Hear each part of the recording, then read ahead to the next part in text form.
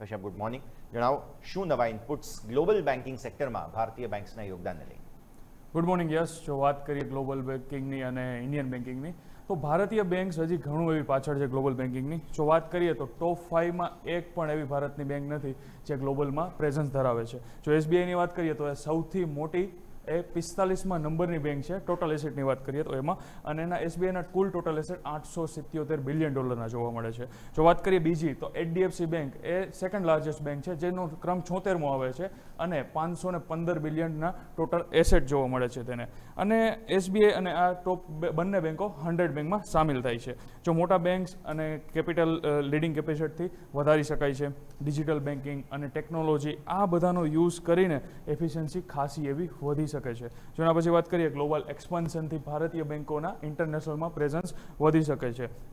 Governance અને risk management દ્વારા પણ મહત્વપૂર્ણ આ પગલાં લેવામાં આવી શકે છે, તો ગ્લોબલમાં પણ તમારું પ્રેઝન્સ વધી શકે છે. જો બેંક કન્સોલિડેશનથી પણ ગ્લોબલ બેન્કિંગમાં પોઝિશન સુધરી શકે છે અને ભારતીય બેંકો ગ્લોબલ સ્કેલ માટે ગ્રોથ અને જરૂરી છે. ગ્લોબલ બેંકમાં તમારે જવા માટે ભારતીય બેંકોનો ગ્રોથ ખાસો એવો જરૂરી બની શકે છે. જે ભારતીય બેંકો છે ગ્લોબલ માર્કેટમાં એ એસેટમાં સ્કેલ્સ વધારવા માટે ખાસું એવો પ્રયત્ન કરી રહી છે અને ભારતીય બેન્કિંગ સિસ્ટમનું ગ્લોબલ રેન્કિંગ હજુ ઘણું પાછળ છે. જો એ રેન્કિંગની વાત કરીએ તો પહેલાં આપણે વાત કરીશું ટેબલની કે ટોપ 5 બેંક્સ કઈ જોવા મળે છે.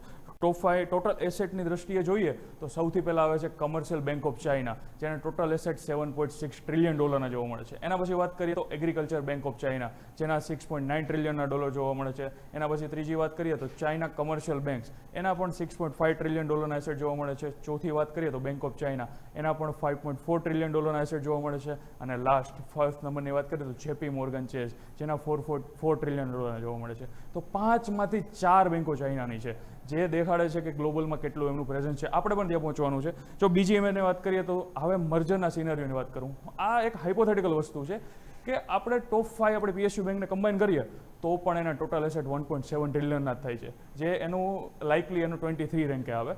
જો ટોપ આપણે જે પીએસયુ બેંક 12 જે પીએસયુ બેંક છે એને આપણે કોમ્બિનેશન કરીએ તો પણ એના ટોટલ એસેટ $2.2 ટ્રિલિયન થાય છે, તો એનો લાઇકલી નંબર 16 આવી શકે છે.